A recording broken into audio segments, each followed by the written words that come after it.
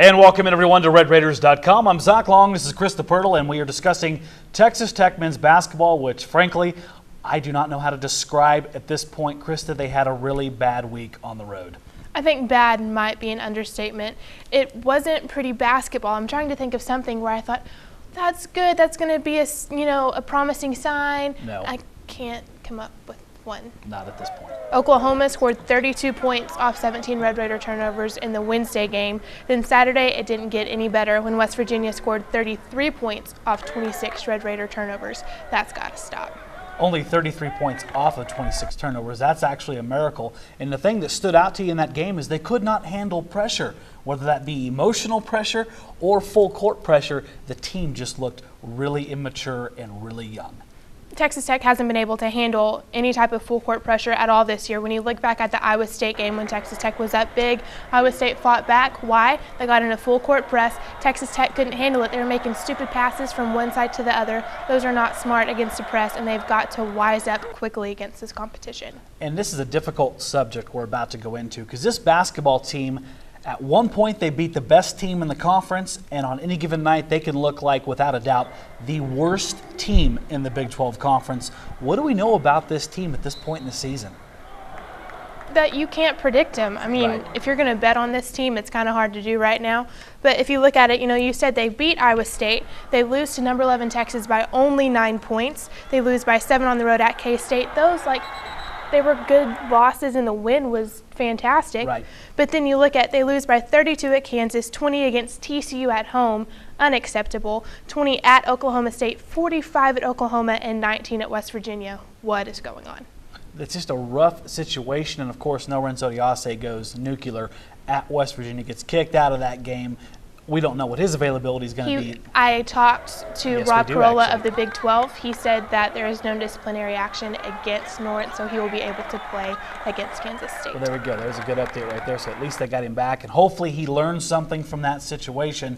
I know what the West Virginia kid did. We all saw it on national TV, but Norrens has to back off when the officials tell him to back off, and he's still in that game to really do damage against West Virginia as opposed to watching it from the locker room. Next up, though, Krista, Kansas State.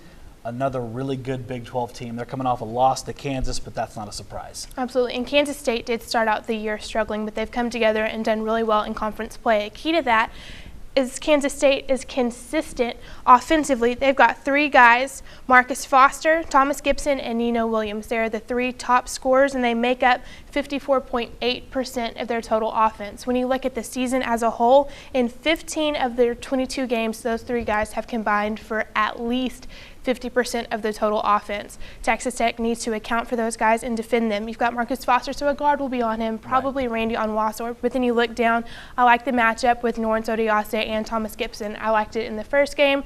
It's going to be great this time. But then you look at Nino Williams and Zach Smith. Coach Tubby Smith has said over and over again that Zach Smith is athletic. He is a great kid. He is their glue guy this year, but he's not big enough to get physical against big guys like Nino Williams. That will be a problem. The Red Raiders played really well in Manhattan. That's a game they easily could have won. They're coming back here to Lubbock. They're at risk of dropping below 500 on the year. It's a situation where right now is probably going to determine how they finish this schedule. You look at the rest of the Big 12, Krista, the winnable games are hard to circle because of how deep this conference is. You don't like to put a must-win bullcrap label on a game, but this really is a crucial game for Texas Tech. And if you look at all these labels like you're talking about, we had must win on TCU, lose by 20. And then coming into the Iowa State game, the line was like Iowa State by 9.5. And most of us in the media section were like, 9.5, come on. Right. Texas Tech ended up winning that game, so it's hard to see that. But what Texas Tech needs to get these wins is offensive consistency. I've been looking at the top scorers for Texas Tech and how they've performed over the season, and it's up and down. You do not want this from your leading scorers. If you're going to get points, it needs to be consistent, and Texas Tech does not have that right now. The youth is not going to be an excuse at the end of the season if you're 6 or 7 games below 500.